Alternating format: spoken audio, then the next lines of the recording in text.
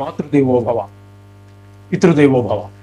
ఇప్పుడు మనము గురువు యొక్క అతిచారము, ఈ అతిచారంలోనే మళ్ళీ గురువు వక్రగతి, వీటి గురించి మనం చర్చించుకోబోతున్నాం.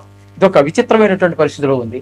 ఎందుకంటే సామాన్యంగా ఎప్పుడు కానీ చాలాసార్లు ఇలా కూడా జరిగి ఉంటుంది, చాలా కాలానికి ఒక్కోసారి జరుగుతూ ఉంది.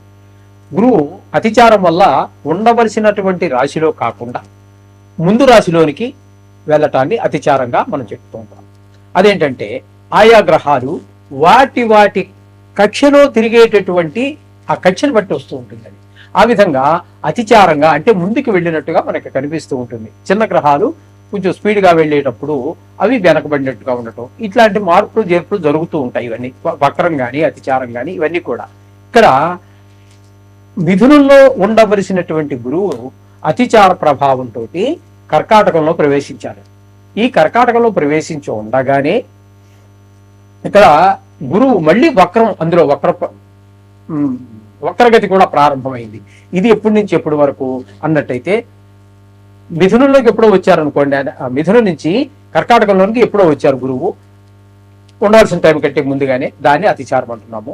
ఇక్కడ 13వ తారీఖు 11వ నెల 2025 నుండి 6వ తారీఖు 12వ తారీఖు నెల అంటే డిసెంబర్ 2025 వరకు ఇక్కడ గురువు వక్రగతిలో, అతిచారంలోనే వక్రగతి, ఇక్కడ ఈ విధమైనటువంటి ఫలితం ఉన్నది.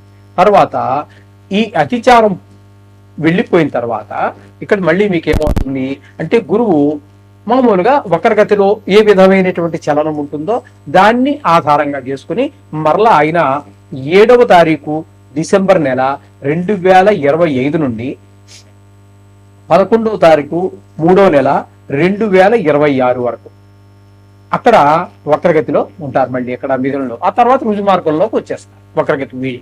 ఏమండి, ఇది ఒక విచిత్రమైనటువంటి పరిస్థితి అన్నమాట.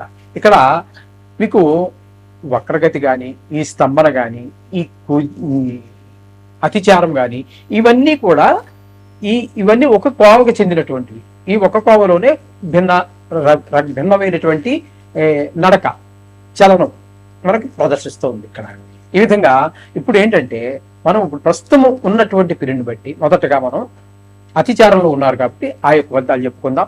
13వ తారీఖు 11వ నెల 2025 నుండి 6వ తారీఖు డిసెంబర్ నెల 2025 వరకు ఈ కాలం అంతా కూడా కర్కాటకంలోనే ఉండి అతిచారం వక్రగతి ప్రారంభమైంది. ఇక్కడ వరకు 12వ నెల వరకు అక్కడ ఉన్నారన్నమాట, ఉంటారు.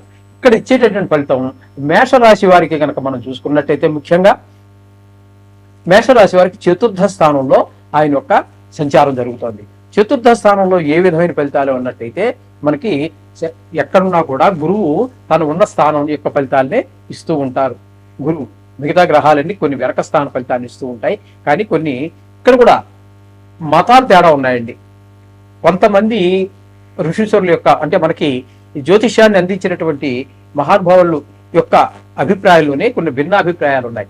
ఆ విధంగా నిజంగా అతిచారంలో ఉన్నటువంటి గురువు బలహీనపడతాడు అని చెప్పేసి మనకి కొంతమంది చెప్పడం జరిగింది.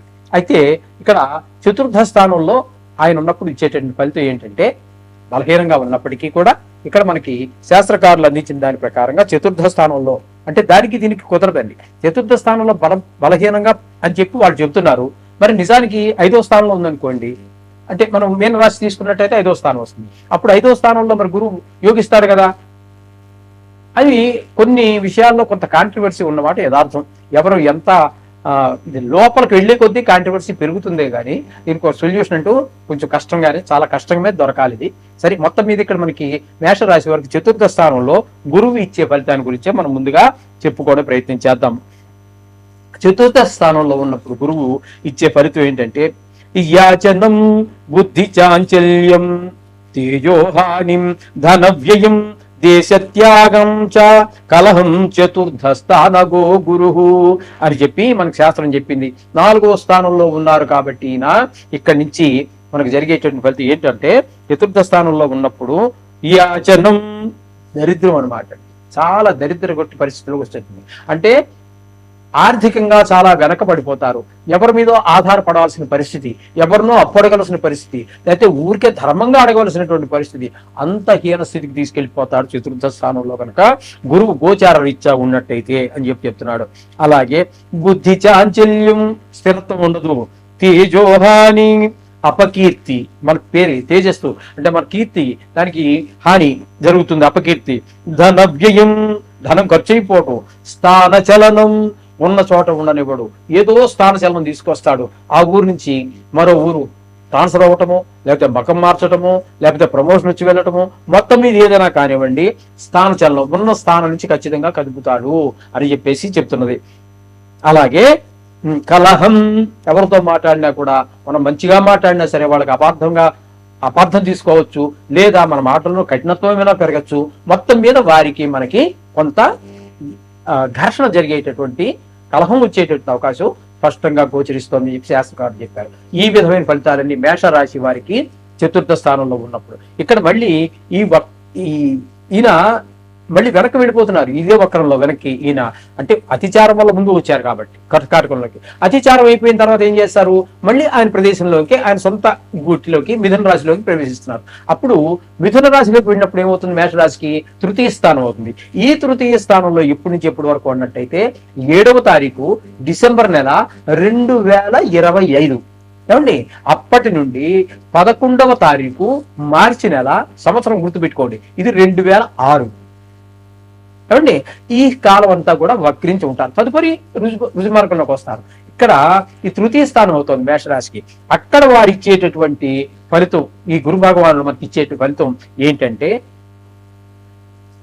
అతి క్లేశం, బంధువైరం, దారిద్ర్యం, దేహపీడనం, ఉద్యోగ భంగం, కలహం, తృతీయ స్థాన గో గురు అని చెప్పేసి మనకి శాస్త్రకారులు అందించినటువంటిది.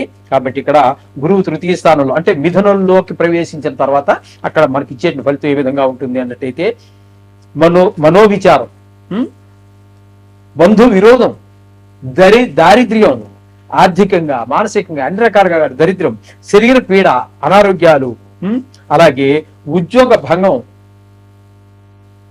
ఉద్యోగం పోవచ్చు కొంతమందికి, అట్లాంటి పరిస్థితులు కూడా ఏర్పడుతుంటాయి. అందరితో కలహం. మొత్తం మీద మనం చెప్పుకోవాల్సింది ఏంటంటే ఈ మేష రాశి వారికి గురు బలము తృతీయంలో, చతుర్థంలోనే ముందు నడుస్తున్నది. తదుపరి మళ్ళీ వెనక్కి వచ్చినారు కాబట్టి ఇప్పుడు మీకు కర్కాటకంలో అతిలో ఉండగా వక్రం ప్రారంభమైంది.